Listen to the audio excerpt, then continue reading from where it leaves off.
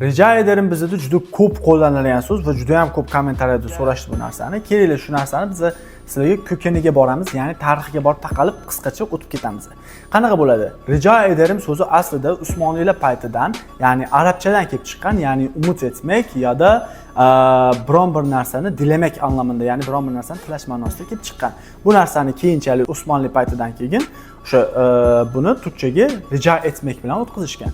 Xo'p, ko'rib turganingizdek oddiy holatdan kelyapti. Biron bir narsani umid qilish va biron bir narsani iltimos qilishga to'g'ri kelyapti. Ya'ni qanaqa holat ishlatyapmiz? Biron bir narsani kiborcha so'rashimizga, ya'ni muloyimlik bilan so'rash. Ikkinchisi hamma biladigan, kimdir sizga tashakkur etadigan bo'lsa, siz unga rijo ederim deysiz.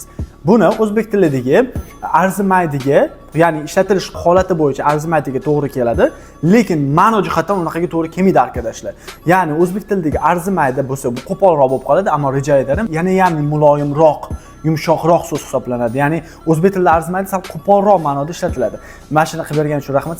Arzimaydi. Mantiqan o'ylab qarasak, bu sal qo'polroq bo'lib qoladi, lekin rijo ederim yana ham yumshoq ma'noni beradi. Lekin ishlatilish holati bir xil bo'ladi. Video foydali bo'lgan bo'lsa arkadaşlar, beni takip etmeyi unutmayın.